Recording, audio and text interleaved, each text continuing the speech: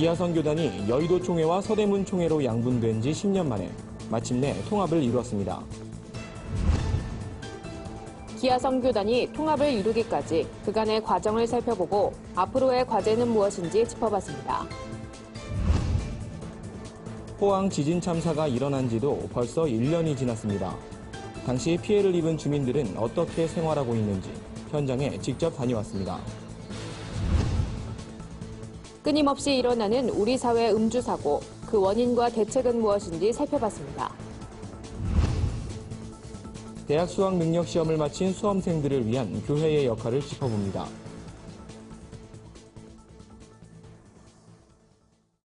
여러분 안녕하십니까? 구TV 위클리 뉴스입니다. 한 주간의 뉴스를 종합해드립니다. 기독교 대한 하나님의 성회 여의도 총회와 서대문 총회가 마침내 통합을 선언했습니다. 분열된 지 10년 만에 맺은 역사적 결실입니다. 양측은 통합 총회를 열고 한 교단으로서의 사명을 감당해 나갈 계획입니다. 우현근 기자의 보도입니다.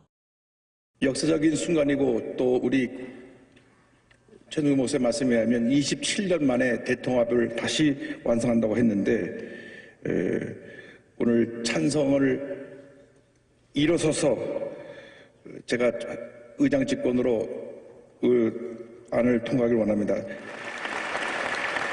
네, 감사합니다.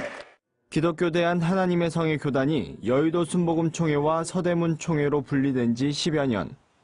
두 교단은 분열의 역사를 끝내고 마침내 통합하기로 결의했습니다.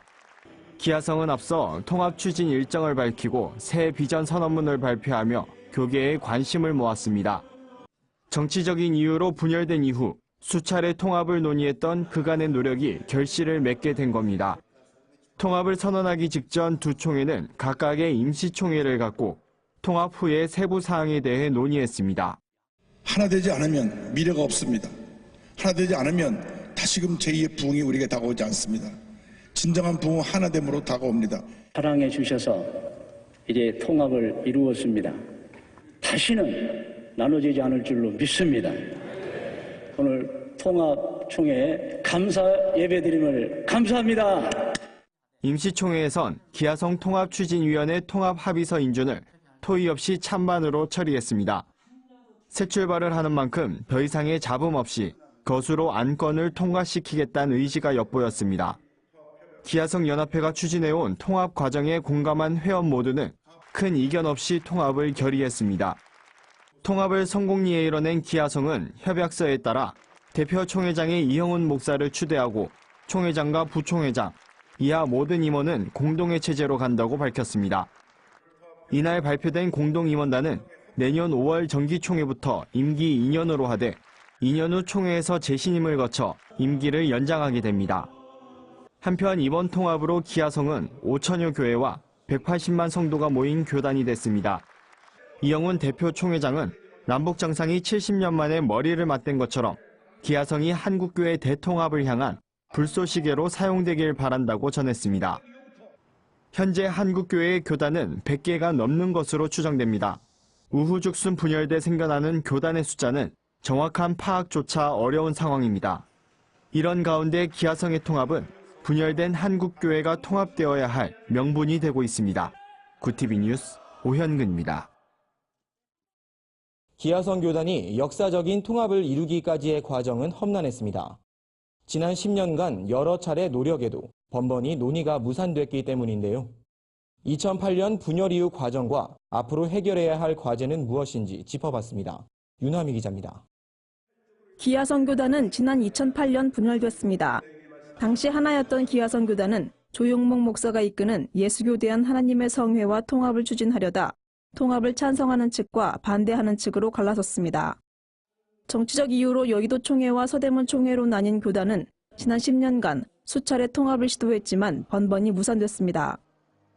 서대문 총회가 그간 교단 내부 복잡한 소송을 진행하고 신학교를 유지하느라 생긴 수백억 원의 부채와 정치적 갈등이 통합의 걸림돌로 작용했습니다.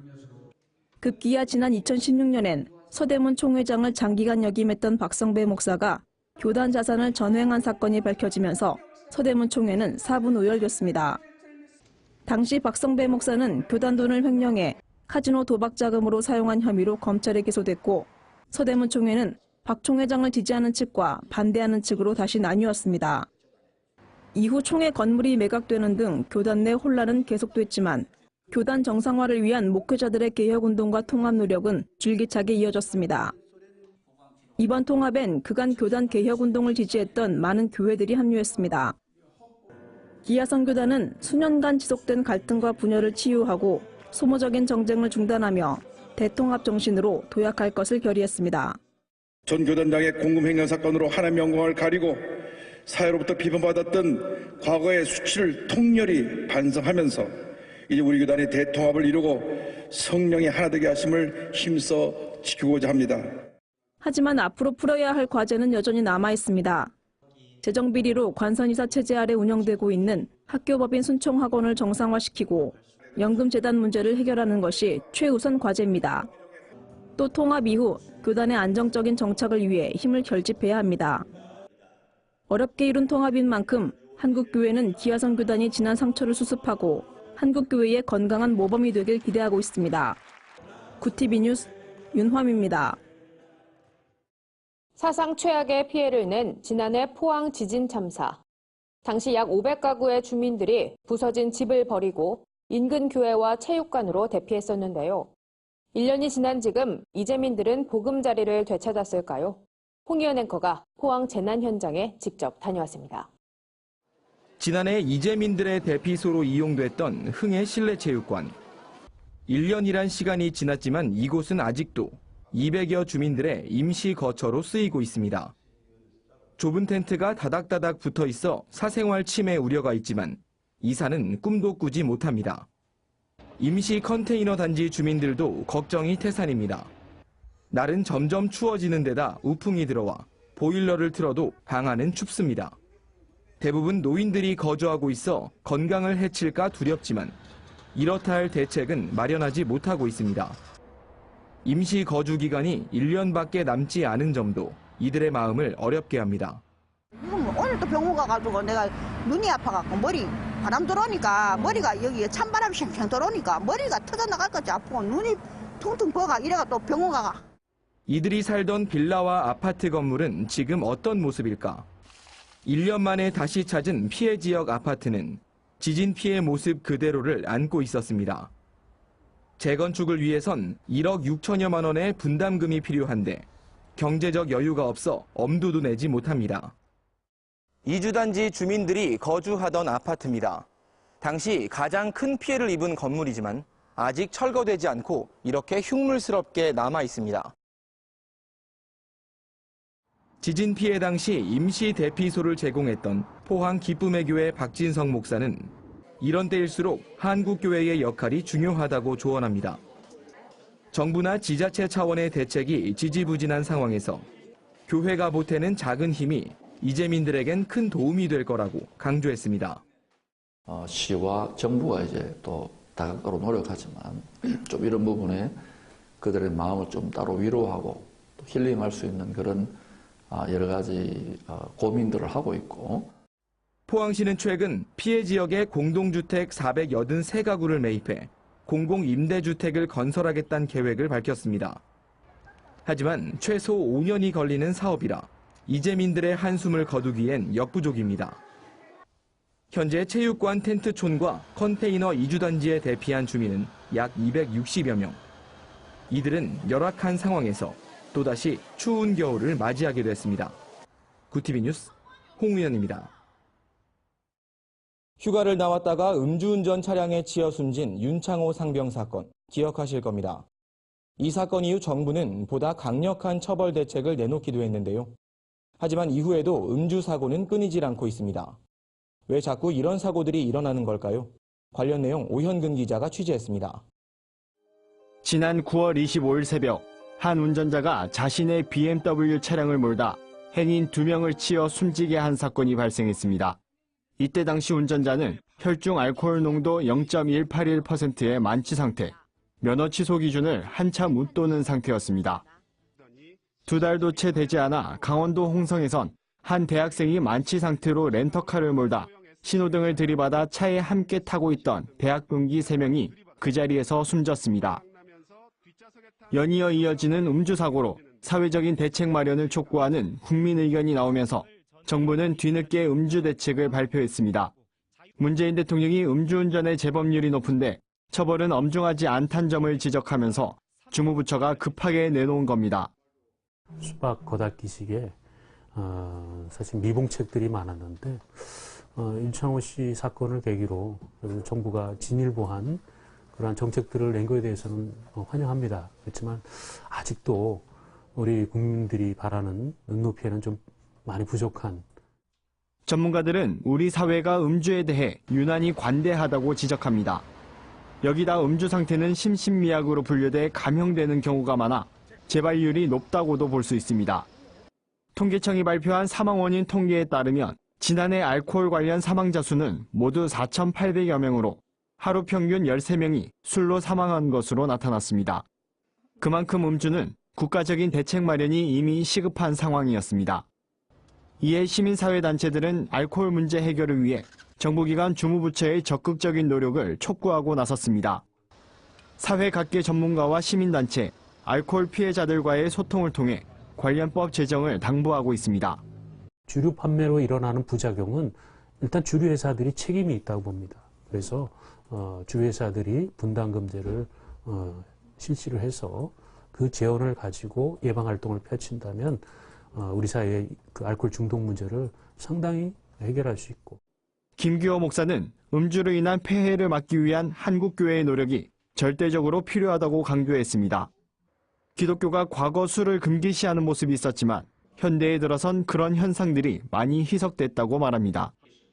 그럼에도 올바른 음주 문화를 정착하기 위해 교회가 음주의 폐해에 대한 부분을 강하게 문제 제기해야 하고 경각심을 주는 것이 굉장히 중요하다고 조언했습니다.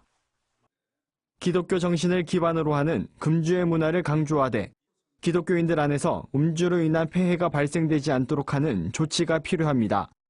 이런 부분이 한국 사회의 공공의 선을 위해서라도 한국교회가 적극적으로 나서야 되는 부분일 겁니다.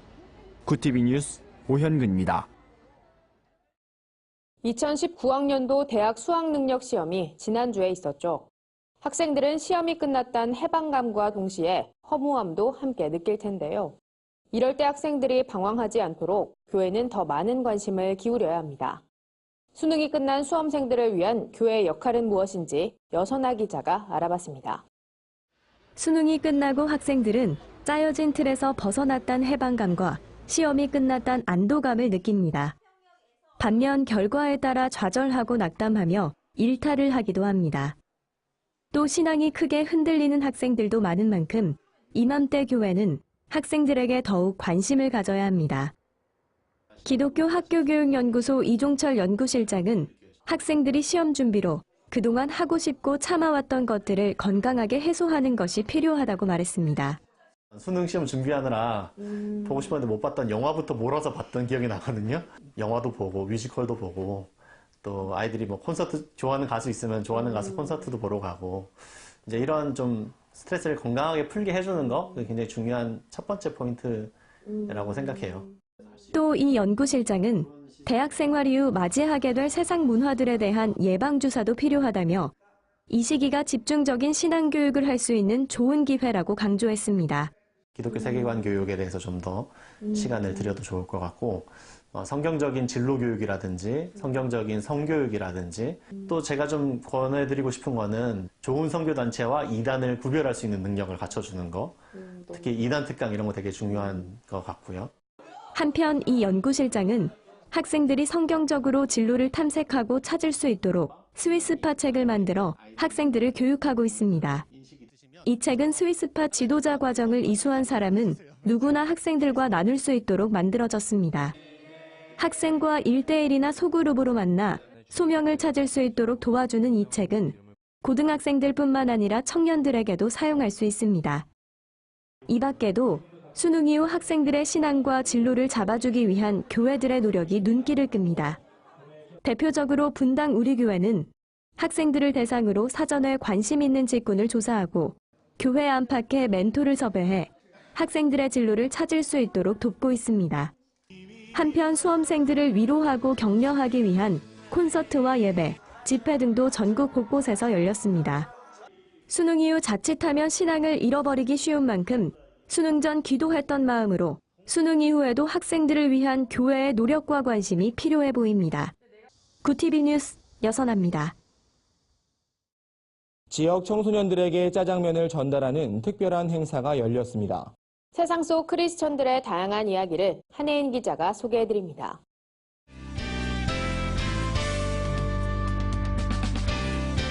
네포난의 교회입니다. 오늘의 첫 번째 소식 먼저 만나볼까요? 국제구호개발 NGO 사랑광주리가 저소득층 청소년과 아이들을 위한 짜장면 데이를 열었습니다. 사랑광주리는 매년 4월과 11월 짜장면 데이를 여는데요. 짜장면 데이는 지역 아동센터 아이들에게 작은 행복을 선물하고자 시작됐습니다. 서울 내 5개 자치구 64개 아동센터와 보육원을 대상으로 하는데요. 올해도 어김없이 11월을 맞아 2주간 진행된 이번 짜장면 데이는 학생들과 아이들에게 큰 인기를 끌었습니다. 얼마나 맛있어요? 보내온 영상을 보니 아이들의 환한 웃음이 마음을 사로잡는데요. 풍성한 나눔의 시간이 됐길 바랍니다.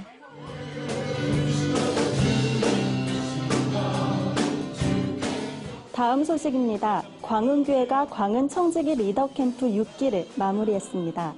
김한배 목사는 청지기의 삶이란 주제로 광운교회 성도들이 청지기로서 세상을 섬기며 십자가의 희생적 사랑을 가져야 한다고 당부했습니다. 이번 캠프에는 편지 쓰기, 수족 씻기, 찬양과 율동, 조별 토론 등 다양한 코너가 마련됐다고 합니다. 참석자들은 낮은 자세로 하나님을 섬기는 삶을 살겠다고 다짐했는데요.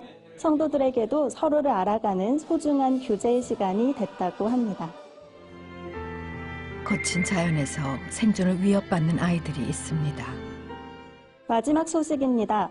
배우 정혜리 씨가 아프리카 우간다에 방문했습니다. 월드비전 친선대사이기도 한 배우 정혜리 씨는 우간다의 카라모자 지역을 찾아 물 부족과 기근, 그리고 낙후된 주거시설로 어려움을 겪는 주민들을 만났습니다. 늘 배고픔에 시달리고 그리고 곳에서 일을 해야 되고 생존을 위해서 모든 걸 참아내는 아이들이 굉장히 아팠어요. 카라모자는 우간다에서도 환경이 열악한 지역으로 꼽히는데요. 정혜리 씨는 아이들에게 밥을 나눠주기도 했죠. 정혜리 씨는 보호받아야 할 어린아이들이 부모 없이 혼자 동생들을 챙기는 모습에 마음이 아팠다고 하는데요. 배우 정혜리 씨의 바람처럼 우간다 아이들이 걱정 없이 학교에 다니며 마음껏 꿈을 펼치는 날이 오길 기대해봅니다. 네포난의 교회는 시청자 여러분의 제보를 기다리고 있습니다.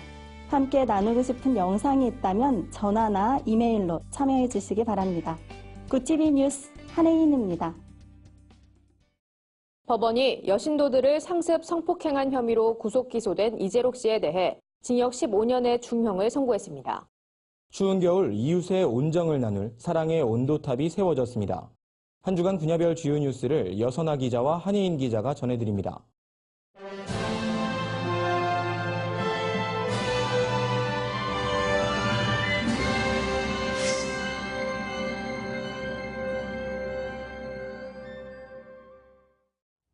여신도들을 상습 성폭행한 혐의로 구속 기소된 만민중앙교회 이재록 씨에 대해 법원이 유죄를 선고했습니다. 서울중앙지법 형사 26부는 상습 준강간, 상습 강제추행 혐의를 인정하고 이 씨에게 징역 15년의 중형을 선고했습니다. 재판부는 이 씨를 신격화하는 교회 분위기에서 교인들은 이 씨를 성령 또는 신적인 존재로 여겼다며 이 씨는 종교적 권위에 대한 절대적인 믿음으로 반항하거나 거부하지 못하는 피해자들의 처지를 악용해 범행했다고 밝혔습니다. 이어 피해자들은 정신적인 충격으로 고통스러워하며 엄벌을 원하는데 이 씨는 사실을 부인하고 반성하지 않았다고 지적했습니다. 한편 이재록 씨는 자신을 성령으로 신격화하고 성경을 왜곡하는 행위로 예장통합, 고신, 성결 등 국내 주요 교단에서 이단으로 규정된 바 있습니다. 여의도 순복음교회가 국내 500개 교회를 개척하고 이를 축하하는 자리를 마련했습니다. 지난 1999년 교회 개척국을 신설해 최근 김포 순복음 프리즌 교회까지 500교회를 달성한 여의도 순복음교회는 앞으로도 교회 개척을 통한 복음 전파에 더욱 힘쓰겠다는 각오입니다. 500교회 개척은 조용기 원로 목사가 사업국 설립 당시 500교회에서 5,000교회를 개척하자는 비전을 선포하며 시작됐습니다. 500교회를 개척하면 그 교회가 10교회씩 개척을 이어가 5,000교회 달성이 가능하단 겁니다. 축하 조찬엔 500교회의 목회자들이 참석해 의미를 더했으며 감사의 마음을 담아 이영훈 목사와 실무기관 담당자에게 감사패를 증정했습니다.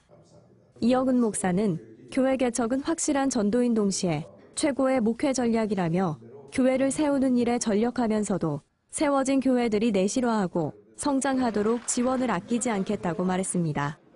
구TV 뉴스 여선아입니다.